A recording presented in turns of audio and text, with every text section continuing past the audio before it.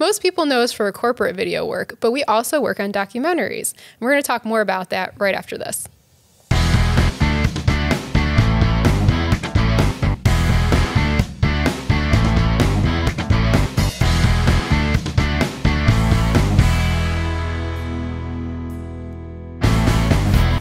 Welcome back. I'm Kathie Taylor, and I'm here with Josh Lawhorn, our director and editor. Hi, Josh. Hey, Kathie. It's our first podcast together. I was saying, this is kind of fun. We just kicked Bill out, so it's, But it's because we're going to talk about documentaries today, and Josh is our resident documentarian, I think was the word that Bill has used before. Yeah, filmmaker, documentarian. Filmmaker. Yeah. And I'm really excited to talk about this because a lot of people know us for corporate video, but they don't realize that we have done documentary work. And then I also feel like there's this misconception, really, before I was in this world, to understand that like people think of documentaries as maybe like this super long hour, 2 hour, in-depth investigative kind of thing that you might see on like Netflix. But there's in the real world, there's actually a lot of different ways to do documentaries of different lengths and different subjects.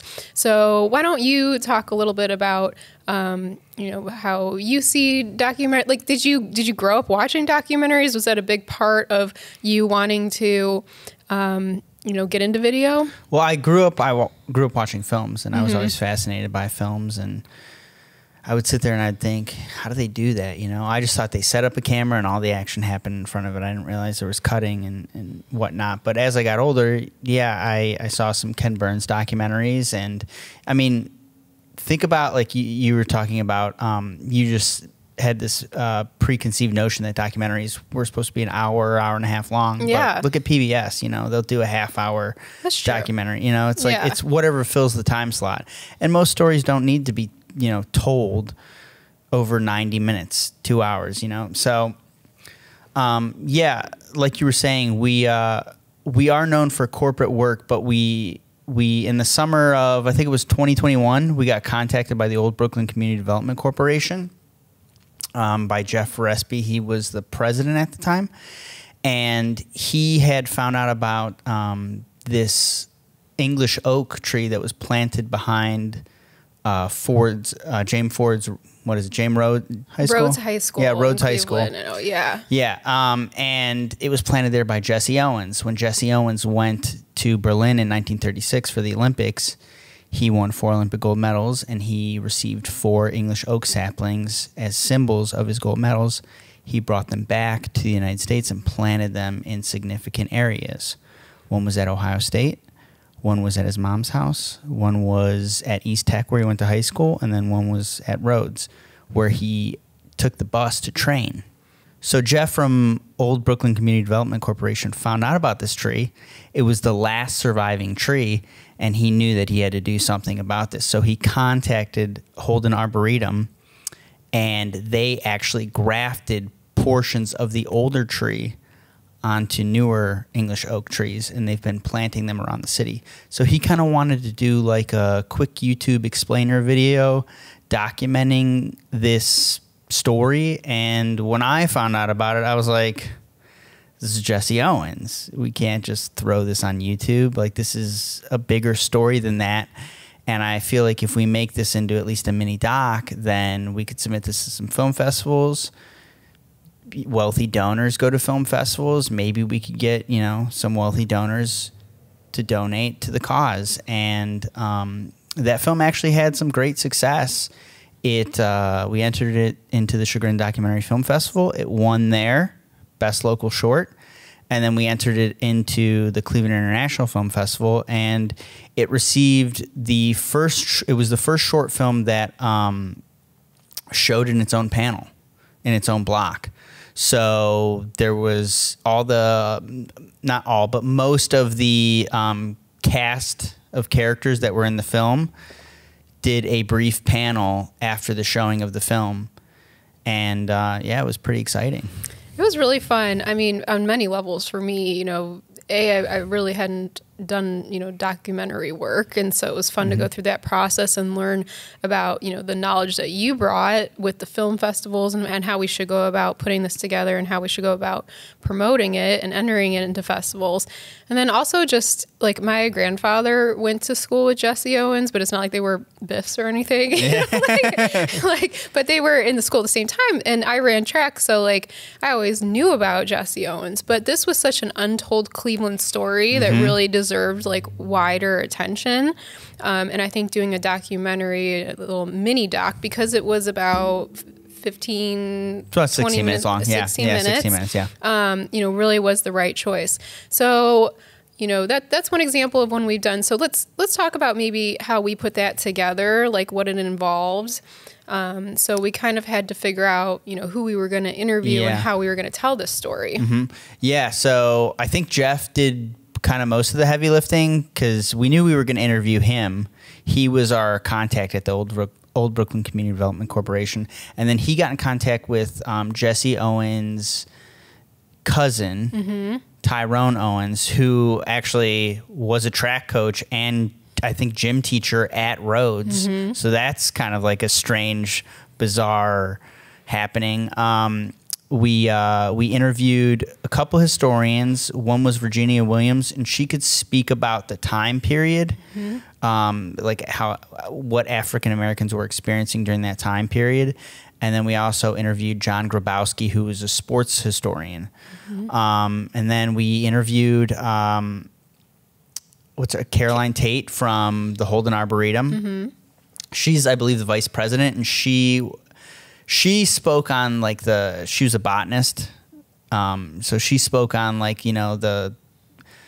the intricacies of grafting and was the subject matter expert on that. And then we also interviewed Eric Gordon from the Cleveland Municipal School District. So we had that Cleveland connection. We had a couple Cleveland connections, and then we kind of told the sports side of it, and then we told the botany side of it. Science of it, yeah. So all these different people, provided different context for the documentary. And then we got different B-roll too at Holden Arboretum of the trees. Yeah. And we got B-roll of the aging tree, the last remaining tree that was that died shortly after. It died. I think we found out that it died the week that I finished it. It was like right after. Yeah. It was holding on for us. It was. And so, thank goodness we got that. So through all of that, you were really able to create a story out of all that footage in like 60 minutes. Yeah. That, really was powerful, and they're still using, I think it's possibly going to be in another festival or no. So I think Jeff is working with the school district to kind of use it as a teaching tool for students that are coming up. Because not only does it address, Jesse Owens and African American history in the early 20th century, but also it serves a scientific purpose because it teaches children about grafting and their local area. And their local, exactly, yeah. But I think this is something like he wants to continue to use to promote this because he'd love to see trees grafted, elsewhere too. Yeah, there was talk about, getting some of the trees planted in significant areas to Jesse Owens. Not to Jesse Owens, but to like for the country. Did you want to talk about the other documentary we just finished up and attended the film festival? Yeah. So we also did another documentary about this Israeli artist. He's from Tel Aviv. His name is Day Band-Aid. And he was conscripted in the military because military service is required in Israel because of all the threats that they're facing. And after he got out of the military, he was suffering from PTSD. So he was doodling in his notebook, and he just kept doodling this Band-Aid. And he thought that it was very powerful. So he would sneak out at night, and he'd draw Band-Aids all over Tel Aviv. He drew thousands of Band-Aids. And he became known as the Band-Aid guy. No one knows who he is. He's anonymous. He covers his face. And so because of the buzz, you know, he felt empowered to do it, and he was doing it because these Band-Aids were helping him heal from his PTSD, and he wanted to help the world heal because everyone needs a Band-Aid. Don't we all? Don't we all? But that really gained a lot of attention even overseas here in Cleveland. Yeah, yeah. So the Cleveland Israel Arts Connection found out about Day Day, and they brought him here, and they had a photo shoot where they introduced, they brought in 14 Cleveland locally known artists, and Day Day covered them in like life-size Band-Aids, and then they took photos. They printed those photos out life-size, and then they glued them up around significant areas in the city, and it caught a lot of traction. The Cleveland Israel Arts Connection, they really wanted to, they bring artists from Israel, and they really want to show Cleveland how awesome these Israel artists are. So Day Day was just one of them that they brought, and they documented it.